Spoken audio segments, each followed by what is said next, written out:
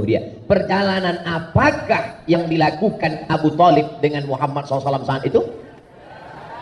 Bisnis, bukan mancing. Yaman, Saudi Arabia, Suria, Palestina, Lebanon, Yordania, 6 negara perjalanan bisnis Muhammad SAW. Jadi Nabi itu pedagang bisnis ekspor impor. Jadi jangan bayangkan Nabi jual duku antar kecamatan. Orang kurus itu adalah orang gemuk yang hatinya selalu teraniaya. Ini kedatangan saya yang keberapa? Nampak-nampaknya derajat mulai turun. Dulu di atas, sekarang di bawah. Nampaknya yang ketiga di luar nanti. Kalau begitulah bayangan Nabi Muhammad, mana mau Khadijah nikah sama dia? Betul? Kok betul? Kok bisa menjahit? Bisa. Menjahit apa? Menjahit hati suamiku yang robek, Pak Ustaz.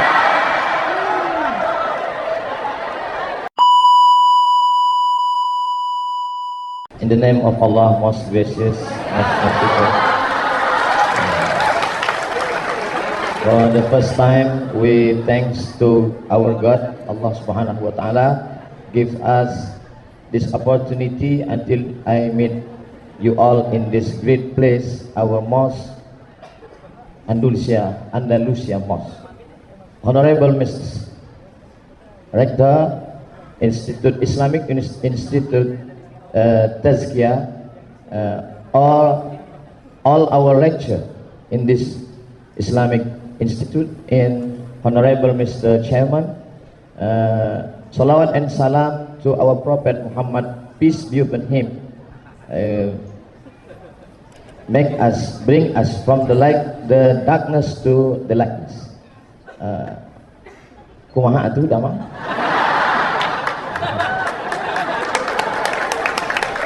Our title today, integration of Islamic economic Islamic knowledge.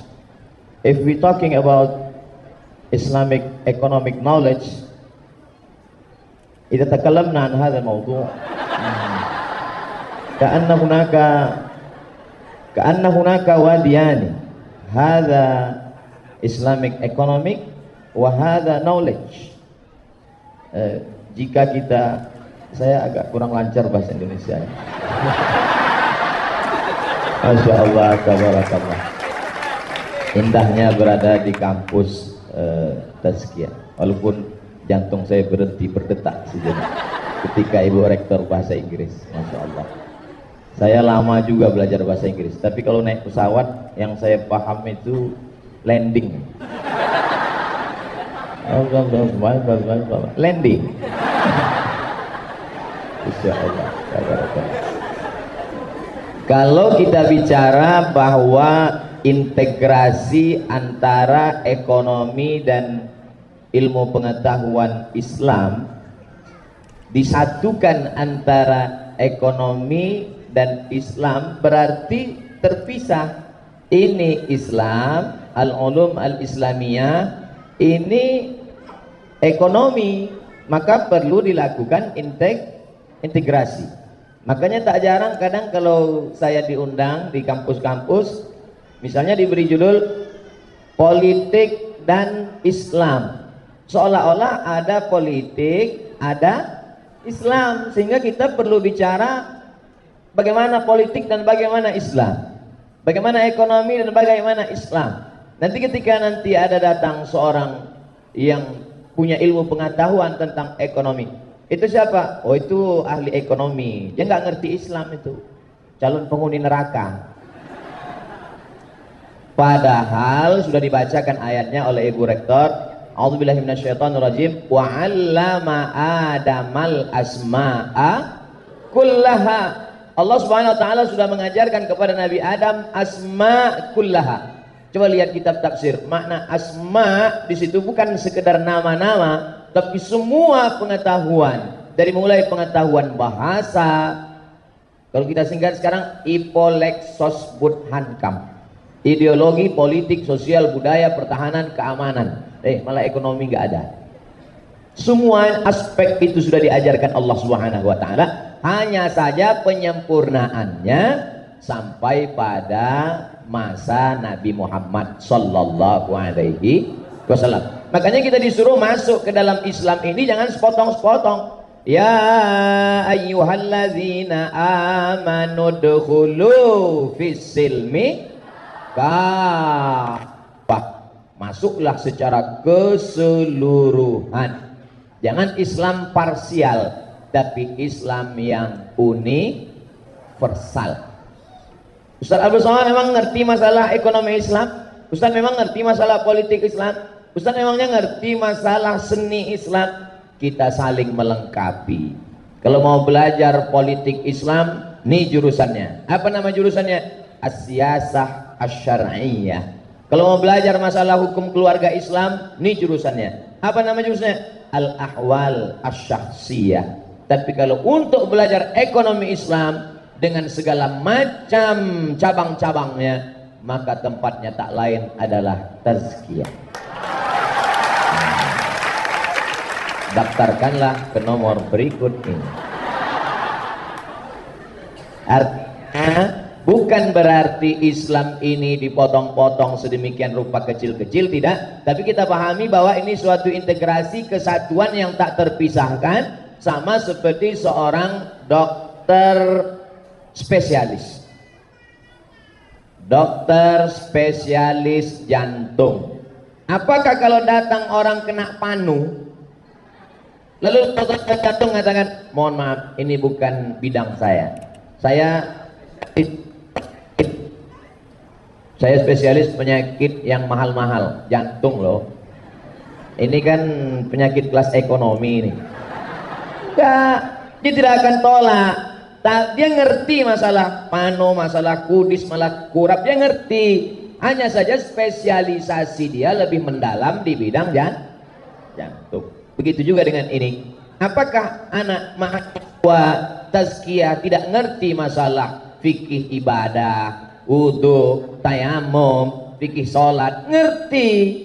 Itu memang ilmu mereka. Tapi pendalamannya adalah lebih pada bidang ekonomi. Terlihat dari tatapan mata mereka.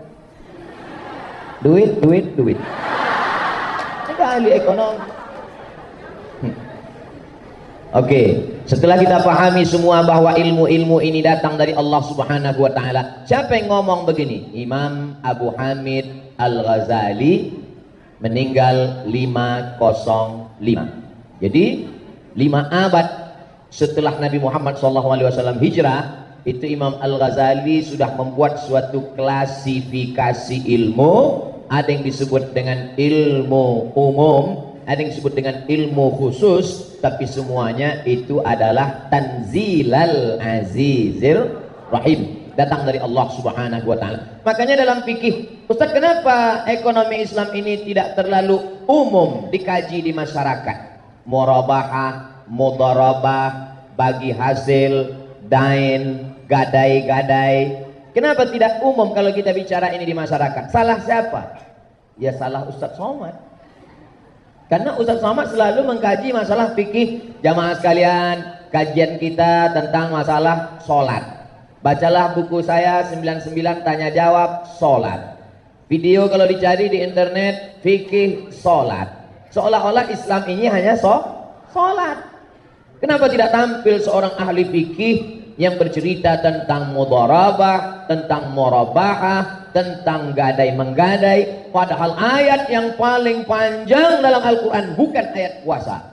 Ayat puasa, ya ayyuhalladzina amanu kutiba alaikumus shiyamu kama kutiba alal ladzina min qablikum la'allakum tattaqun. Cukup. Tapi ayat yang paling panjang satu halaman, Al-Baqarah 282. Ya ayyuhalladzina amanu idza tadayantum bidainin ila ajalin musamman faktubuh. Sekecil-kecilnya, sedetil-detilnya.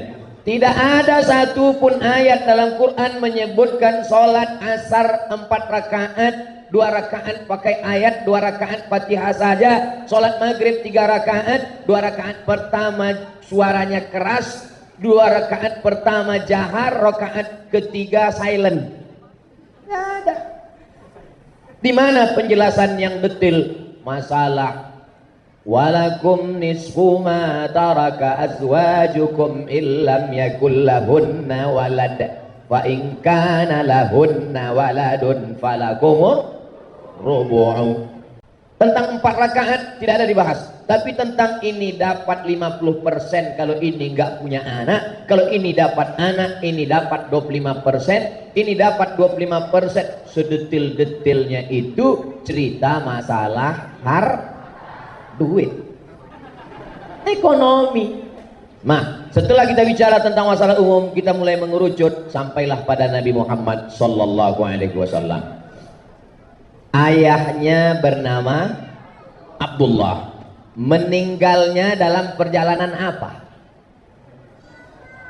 Ada nggak pernah baca buku ayah Nabi Muhammad meninggal dalam perjalanan tabligh akbar? Ayahnya Abdullah meninggal dalam perjalanan bisnis dagang. Ditulis oleh Imam Abu Ja'far Al-Barzanji, walamma tamma min hamlihi syahrani ala ashhuril aqwalil marwiyah tufiya bil madinatil munawwarati abuhu Abdullah.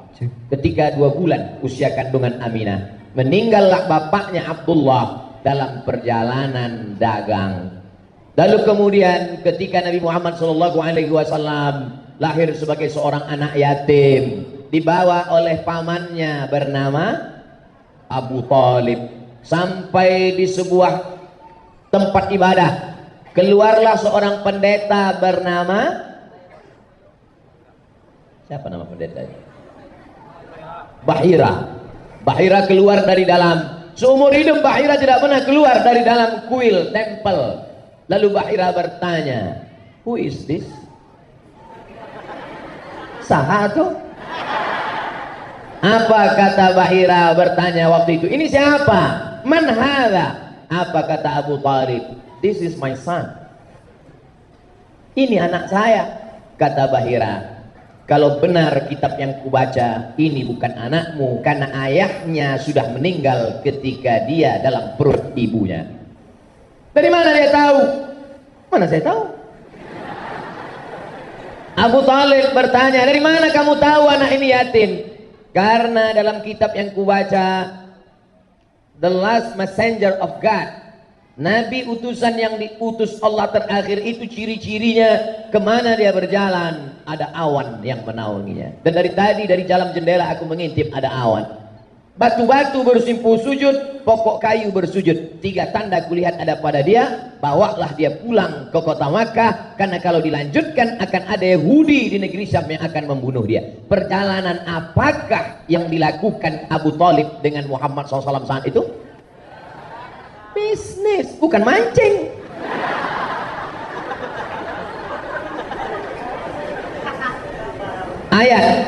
Ayat yang bercerita li'ilafi Quraisy ilafihim rihlatas syita was-shaif. Perjalanan orang-orang Quraisy.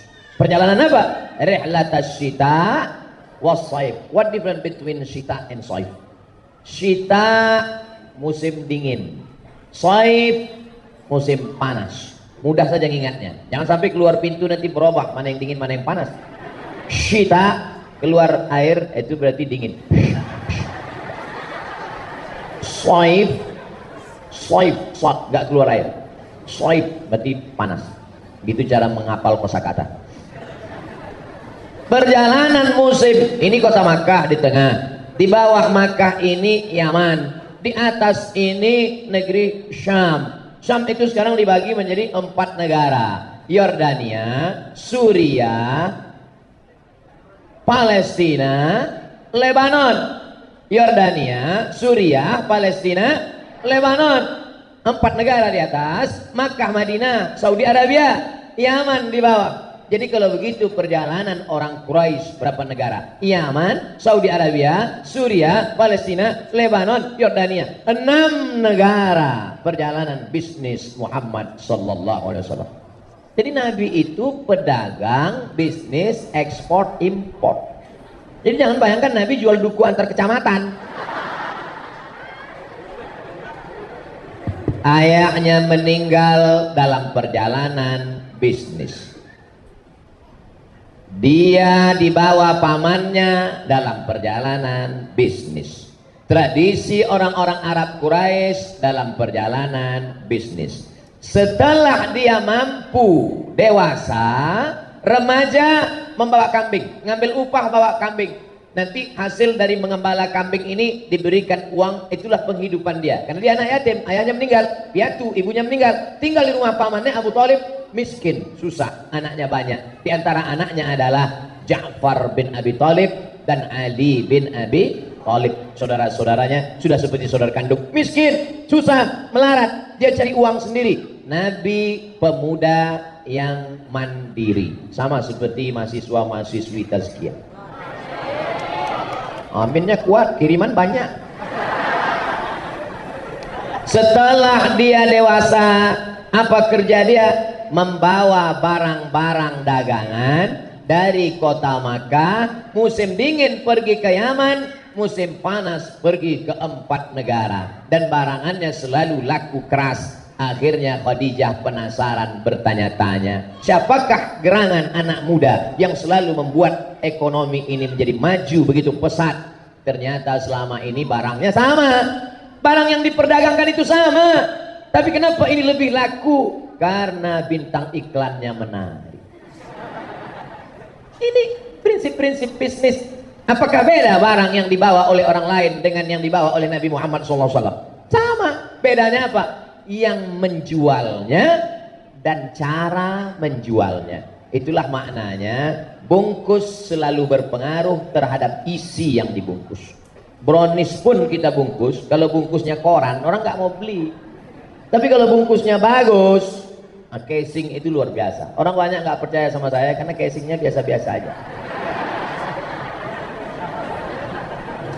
Nah, akhirnya Khadijah bertanya-tanya kepada pedagang yang lain, siapa yang banyak barang dagangan ini laku keras, mana orangnya? Mereka pun menunjuk, itu dia anak muda yang selalu membawa. Mana itu?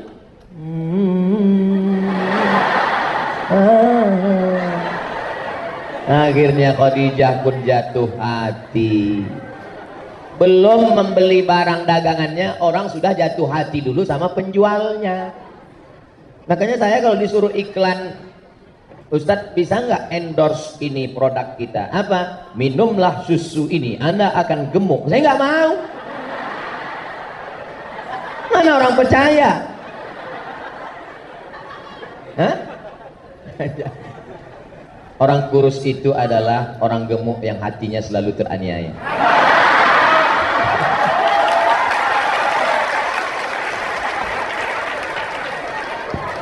Jadi bicara tentang masalah, Masya Allah, begitu kalau ekonomi mapan, mikrofon banyak. Coba di tempat lain, udahlah mikrofon kecil, suara nggak ada, dipertahankan sampai akhir hayat. Tapi kalau kita bicara di tazkiyah, Masya Allah, ini kedatangan saya yang keberapa? Nampak-nampaknya derajat mulai turun. Dulu di atas, sekarang di bawah. Nampaknya yang ketiga di luar nanti.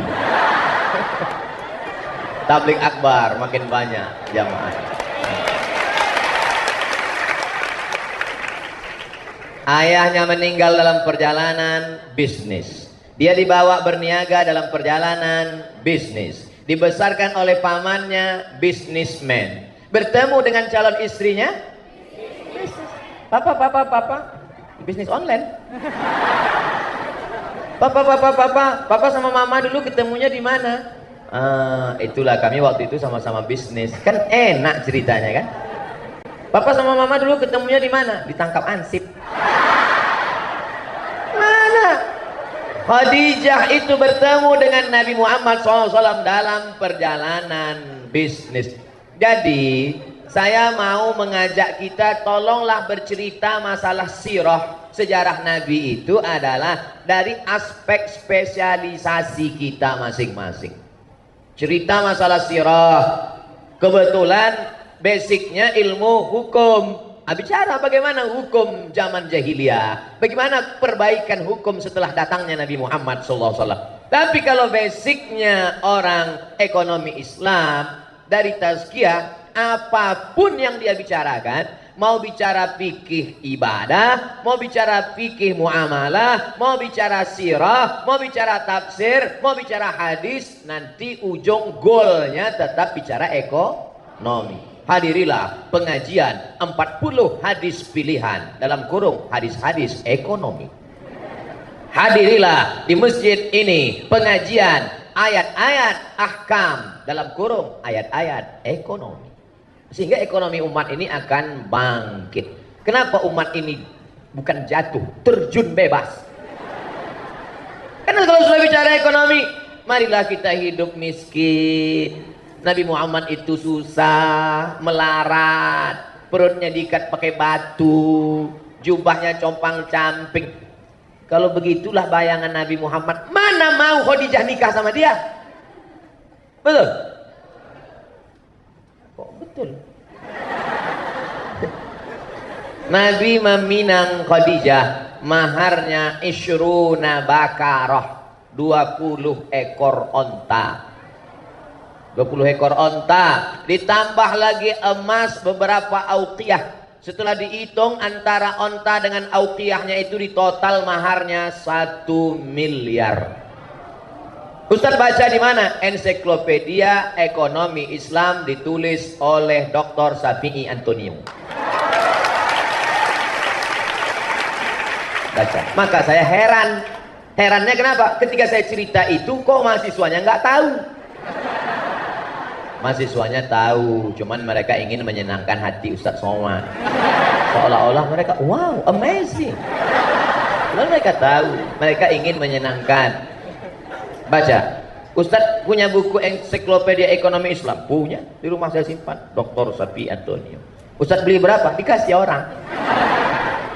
Ada namanya Pak, nggak salah sebut namanya. Ustadz Somad, bisa ke rumah saya sebentar? Bisa Pak Haji, depan masjid tempat saya selalu pengajian. Ada buku bagus sekali Ustadz, mantap, kalau kita baca ini insya Allah ekonomi umat akan bangkit Ustadz, kata dia. Itulah bukunya, ada simpan di rumah. Dan alhamdulillah ketika saya ketemu dengan penulisnya sampai ke kampusnya, ini adalah cita-cita tertinggi dalam kehidupan, berjumpa. Jadi jangan sampai anak tazkiyah bicara ekonomi Islam. Gimana anak tazkiyah? Bangkit nggak ekonomi kita? Entahlah Pak Ustaz. Gimana kita mau bicara ekonomi bangkit kalau tokohnya saja tidak bangkit? Betul? Makanya yang di hadapan saya ini adalah agent of change. Agen-agen perubahan sudah di depan mata. Mereka ini akan terjun ke lapangan, khutbah dia, ceramah dia, tausiah dia.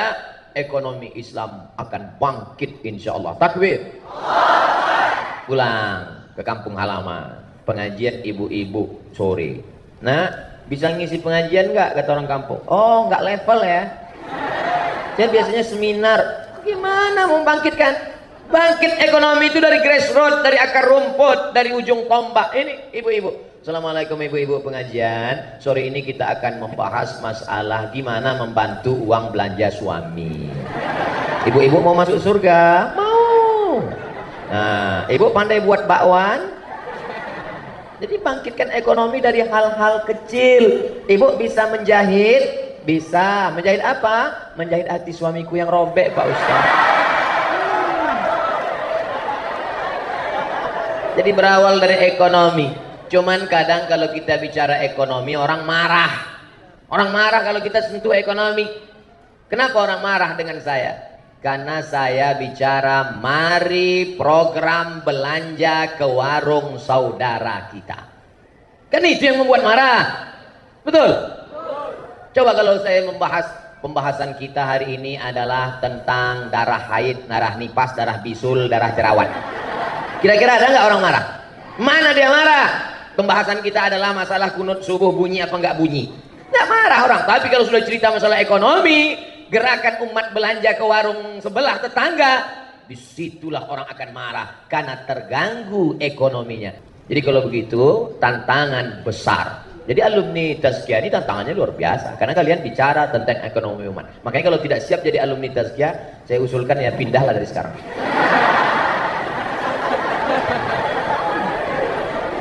Ekonomi akan bangkitlah. Makanya tadi begitu masuk, sebelum masuk ke dalam gerbang saya lihat sebelah kanan tulisan besar Abdurrahman bin Auf.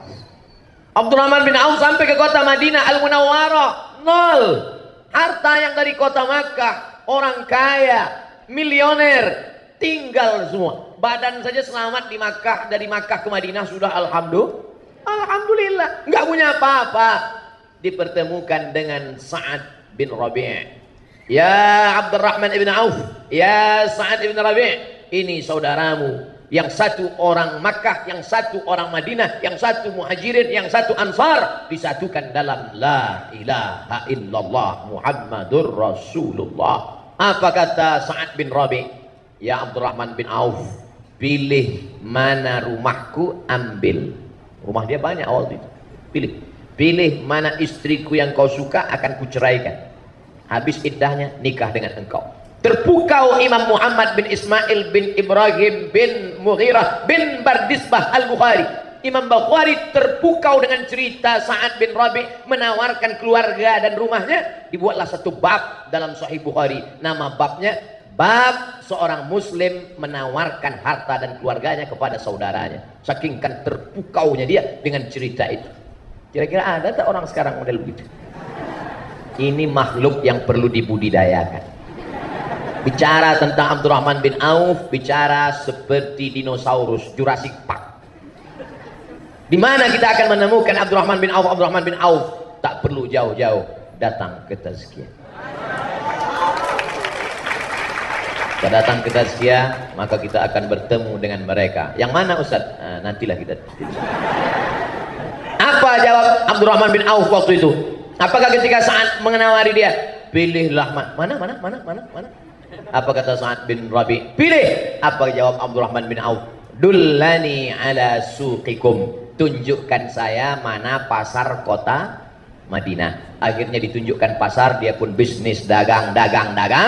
Lalu setelah begitu dagang berhasil, suatu ketika dia datang ke majelis Nabi. Nabi melihat tangannya kuning, atharu sufrah, ada bekas-bekas kuning.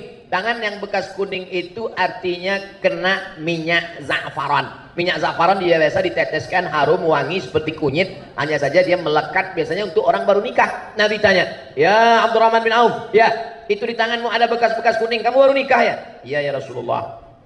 Apa maknanya? Dia nikah nggak ngasih tahu Nabi karena modalnya ada.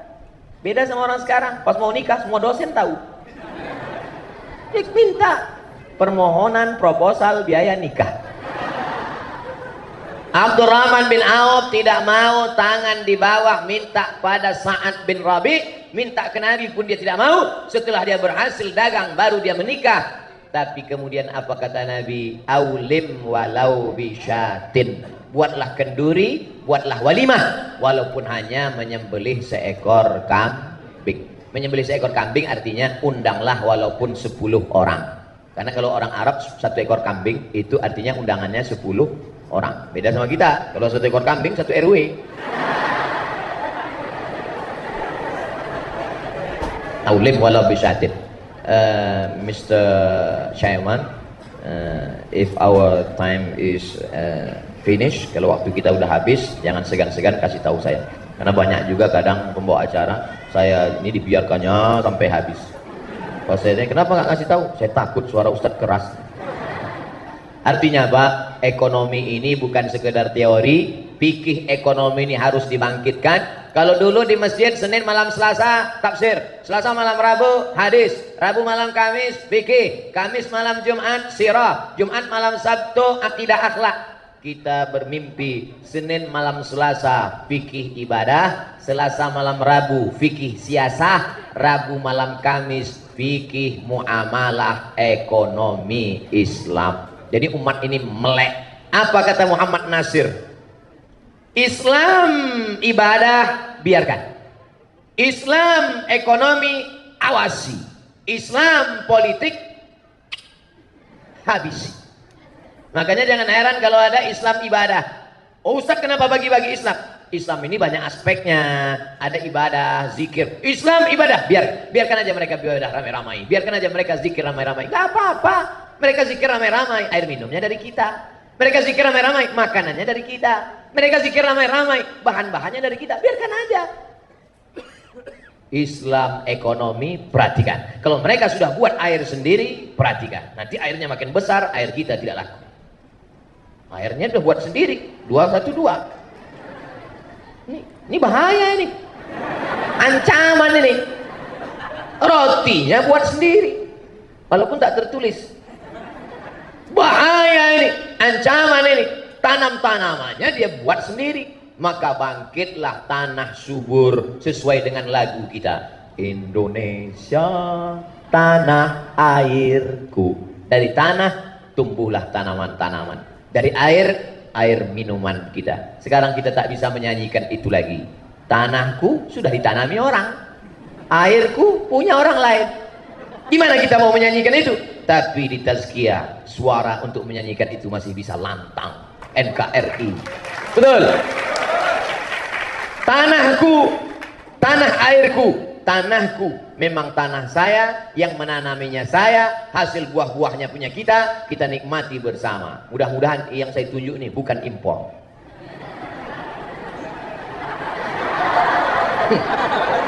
Airnya, air punya kita olah bersama, sehingga uang itu tidak keluar dari komunitas, sehingga air itu, tanah itu, berputarlah rezeki itu.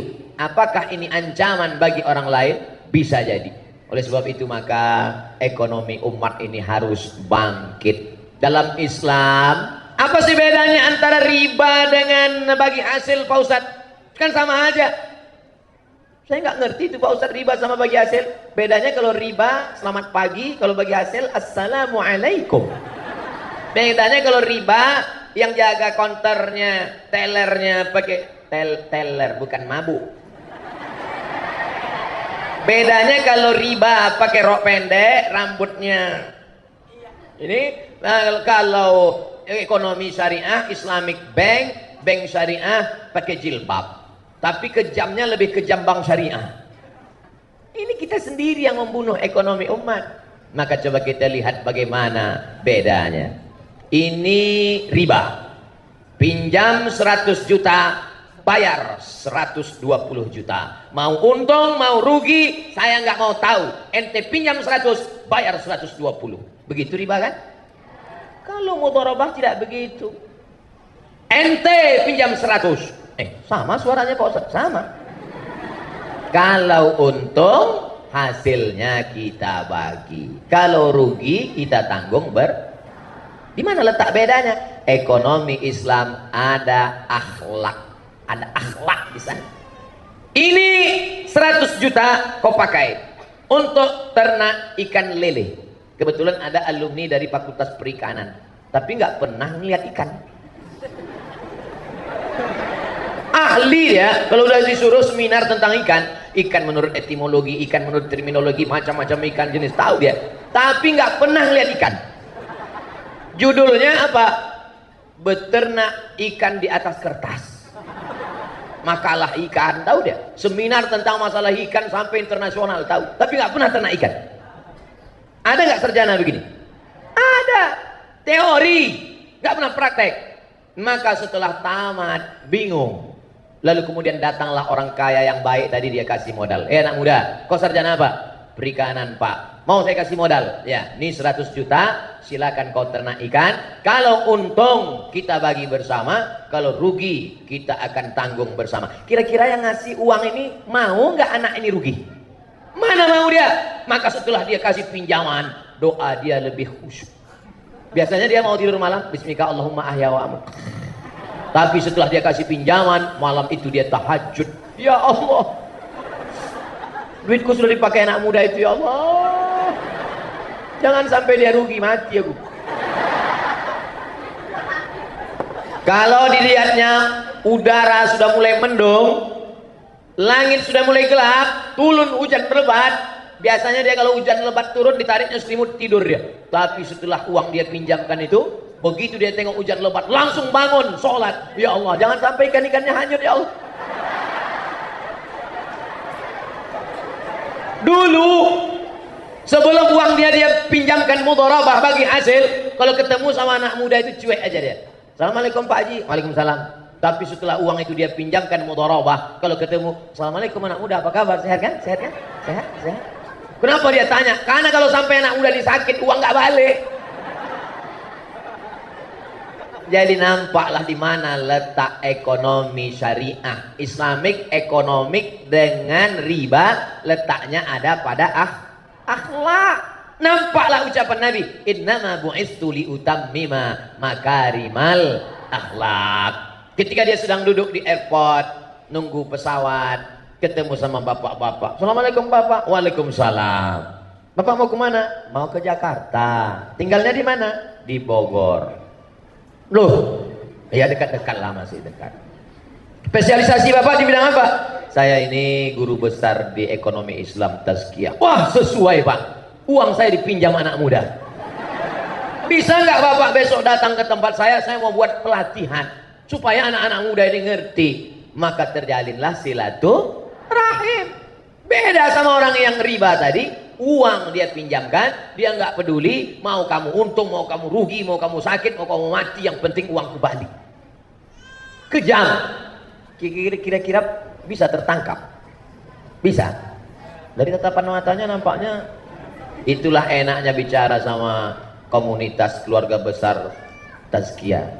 Belum kita ngomong aja dia udah paham. Connect dia. Ku tahu apa yang kau mau, Ustaz. Saudara yang dimuliakan Allah Subhanahu wa taala. Jadi ekonominya dibangkitkan secara keilmuan, knowledge.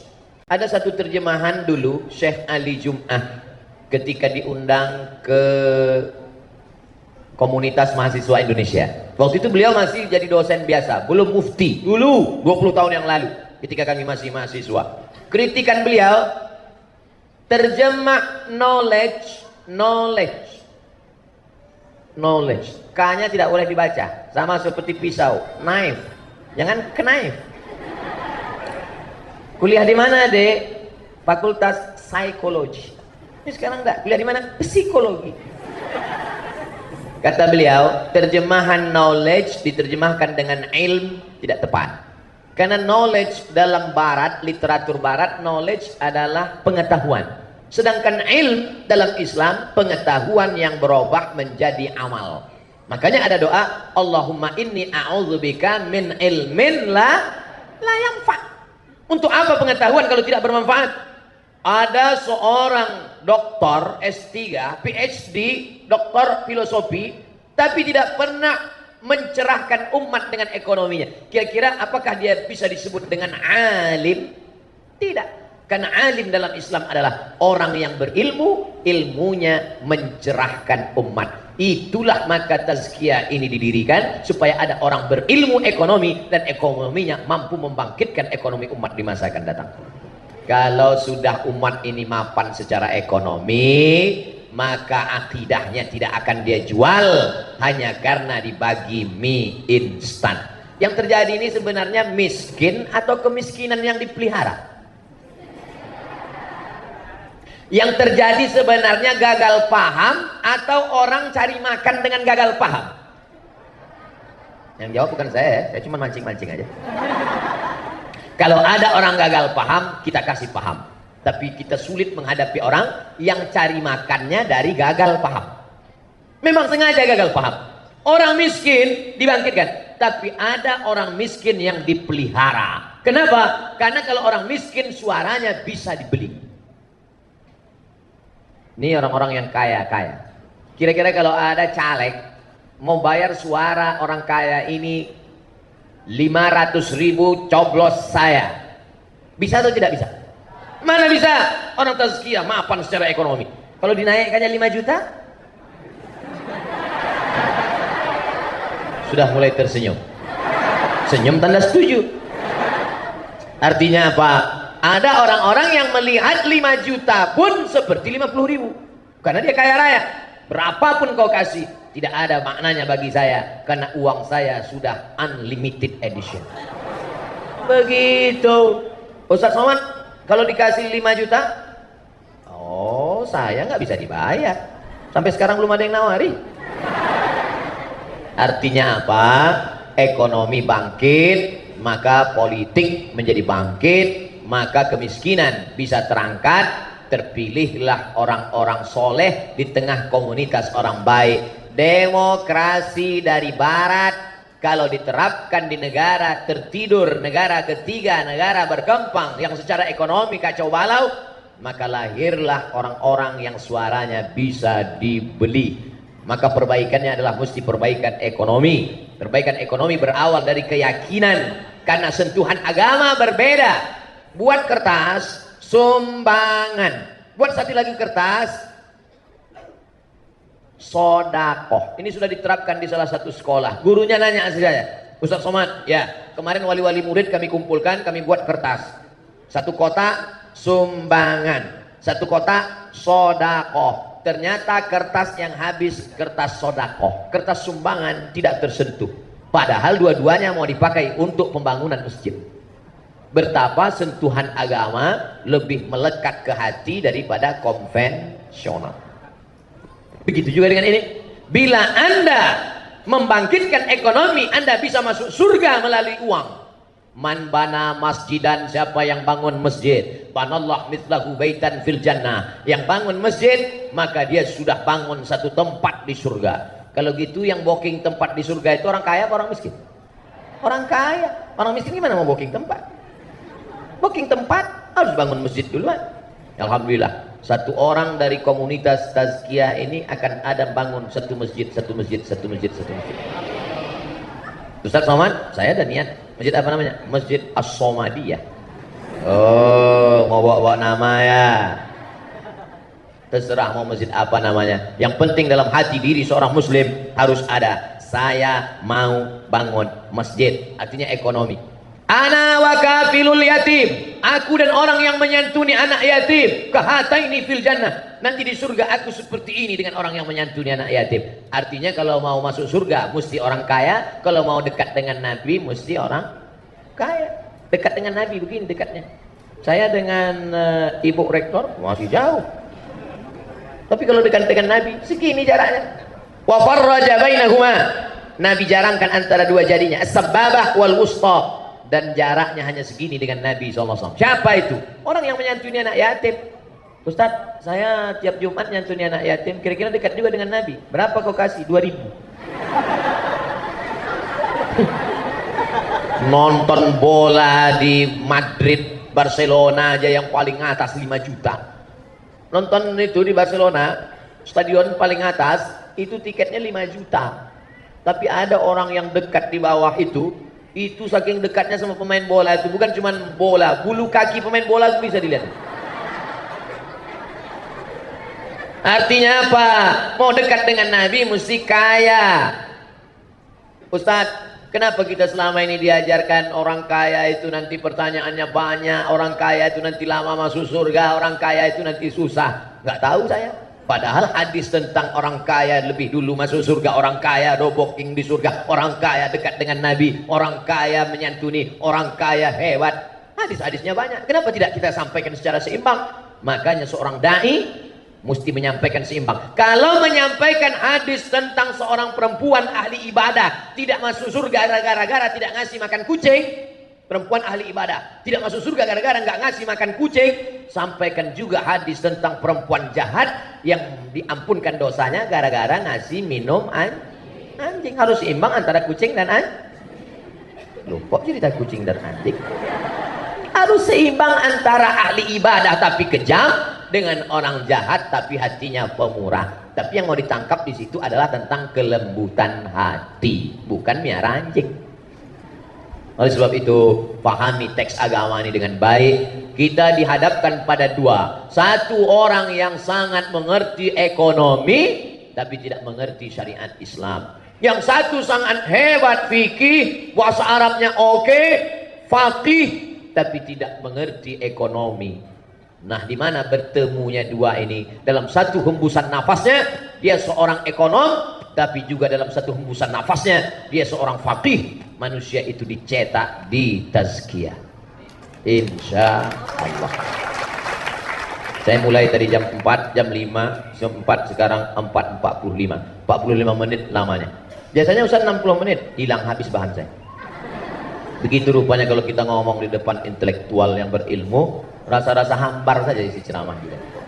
Tapi kalau tablik akbar depan masyarakat itu rasa-rasa 90 menit masih kurang. Merasa jahil di tengah orang berilmu lebih baik daripada merasa alim di tengah orang jahil. Ulang sekali lagi Pak Ustadz, makanya minum. Orang kalau kurang cairan memang susah nangkap.